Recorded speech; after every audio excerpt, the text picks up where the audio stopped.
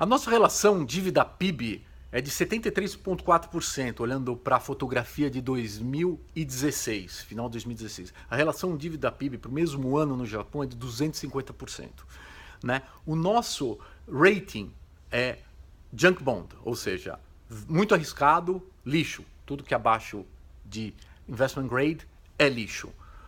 O rating do Japão é super acima do investment grade, considerado super seguro. A pergunta é, por quê? O nosso rating junk é justo? A resposta é sim, é. Porque Brasil e Japão não crescem, certo? Então não é uma questão de diferença de crescimento.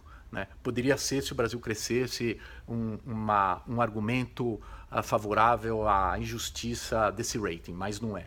O fato é que o Japão tem muito mais savings do que o Brasil, é uma economia muito mais inovadora do que o Brasil, principalmente a taxa de juros depois do Abenomics ficou negativa, então o carrego desse estoque de dívida monumental do Japão é zero, é negativo, né? Enquanto o carrego da dívida brasileira é enorme, porque a nossa taxa de juros é muito alta, a nossa taxa de juros é muito alta porque reflete o nosso grau de risco. Né? Quando se faz um estudo de risco de um país, não se olha só números, também se olha o ambiente de negócios. Então, nossos marcos regulatórios são muito voláteis, ou seja, a regra muda a cada minuto para investimentos diretos, para investimentos permanentes, né? Estou falando muito do portfolio capital, né? Do capital investido em bolsa.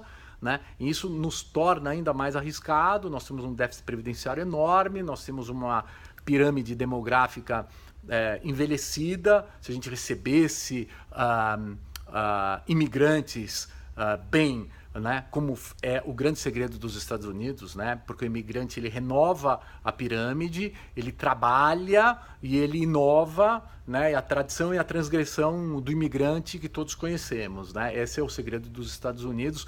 O Trump não deve mexer nisso para o país continuar pujante a maior economia do mundo. Então, assim, de fato, nós merecemos o junk bond, e o junk bond, como sinal de que nós estamos próximos à moratória, ele cabe tecnicamente. Agora, nós vamos à moratória, nós vamos ao default, né? Nós vamos ter que reestruturar a dívida e ressuscitar Nicholas Brady. Né? Quem tem mais de 40 anos lembra o que é, né, o default da dívida, né? Porque aí você não tem nem esse capital especulativo de portfólio que entra no Brasil, porque a gente é 105% estatutariamente um investidor institucional, não pode investir mais do que 5% em títulos brasileiros, não tem nem isso. Né? Será que nós vamos entrar? Assim, tecnicamente a gente estaria próximo a moratória, ou seja, ceteris paribus, né? Projetando tudo para frente, se nada mudar, nós estamos indo nessa direção. Agora, por que eu acho que não vamos? Né? Nós achamos que não vamos.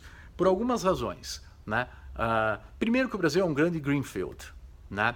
Depois que acertar o Brasil não é tão difícil à medida em que nós temos não só uma população enorme, e população é proxy de tamanho da economia, né? E nós conseguimos resolver boas partes dos nossos problemas, por exemplo, estabilizando o marco regulatório para investimentos, para a entrada desse capital permanente no Brasil.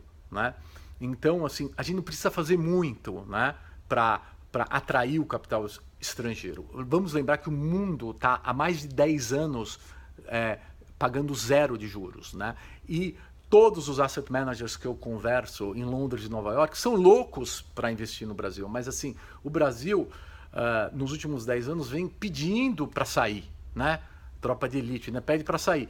Porque a gente vem mudando fortemente nosso marco regulatório, a gente tem incerteza política, ao mesmo tempo que isso não é um problema de hardware, né? Isso é um problema simples de resolver. À medida que a gente tem uma reforma previdenciária, à medida que a gente tem à medida que a gente tem uma estabilização do marco regulatório e à medida de que nós somos um greenfield, então nada foi feito para otimizar a economia brasileira, eu acho, como eu ouvi do Pércio Arida há mais ou menos um ano, que daqui a alguns 2, 3 anos o Brasil é capaz de crescer 6, 7% ao ano. Então, o nosso bond rating, né, o nosso rating é justo, é junk bond, sinaliza um default em condições, se a gente projetar as mesmas condições, sim, a despeito da diferença de relação dívida-PIB, mas eu acredito piamente e tecnicamente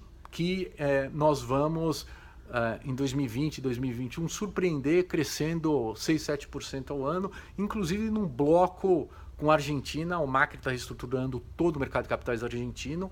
Brasil mais Argentina é um negócio gigantesco. Lembramos que em 1930 a Argentina era a terceira potência mundial, né?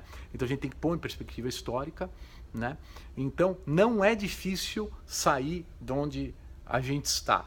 A Arábia Saudita é uma economia rudimentar, é uma economia que depende do petróleo, única e exclusivamente de um welfare state. Nós somos um welfare state também, mas nós temos uma economia chamada complexa, um empresário bom, um empresariado bom, com cancha empresarial, com apreço ao lucro, né? Nós, nesse caso, por exemplo, Índia não tem, China não tem, África do Sul não tem. Então, eu acho que o nosso rating, tecnicamente, como foto, é justíssimo e a nossa perspectiva é muito boa e vai surpreender.